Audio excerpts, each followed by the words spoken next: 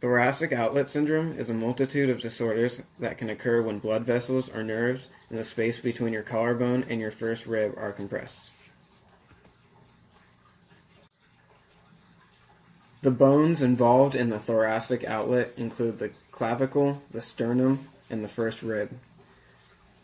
Muscles included in the thoracic outlet are the anterior scalene, the middle scalene, and the posterior scalene. The veins and arteries involved in the thoracic outlet are the brachial plexus, the subclavian artery, and the subclavian vein. There are multiple types of thoracic outlet syndrome. Neurogenic thoracic outlet syndrome is characterized by the compression of the brachial plexus. In the majority of thoracic outlet syndrome cases, the symptoms are neurogenic. Vascular thoracic outlet syndrome occurs when one or more of the veins or arteries under the clavicle are compressed. Non-specific type thoracic outlet syndrome.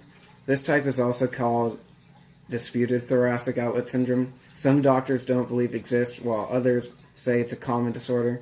People with non-specific type thoracic outlet syndrome have chronic pain in the area of the thoracic outlet that worsens with activity, but a specific cause of the pain can't be determined.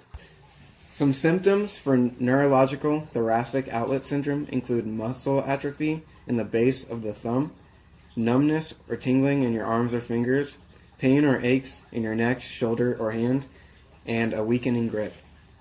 Symptoms for vascular thoracic outlet syndrome include discoloration of your hand, arm pain and swelling, weak or no pulse in the affected arm, cold fingers, arm fatigue with activity, numbness or tingling in your fingers, weakness of arm or neck, or a throbbing lump near your collarbone.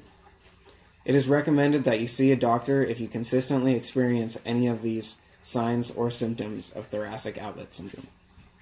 In general, the cause of thoracic outlet syndrome is the compression of the nerves or blood vessels in the thoracic outlet. For example, anatomical defects such as a cervical rib, poor posture, or trauma such as a car accident. Thoracic outlet syndrome can also be caused by repetitive activity such as typing on a computer, working on an assembly line, or lifting things above your head. Athletes such as baseball pitchers and swimmers also can develop thoracic outlet syndrome from years of repetitive movements. Obesity can put an undue amount of stress on your joints, as can carrying an oversized bag or backpack.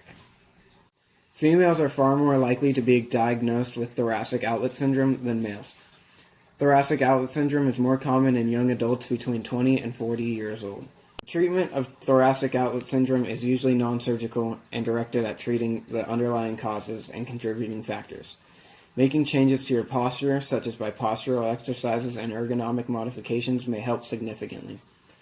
The exercises usually focus on strengthening shoulder retractors, stretching pectoral muscles, and improving head and neck alignment, as well as weight loss in overweight patients. Surgery should be considered only after conservative measures have been tried, but without relieving symptoms or when there is risk for loss of neurological or vascular function.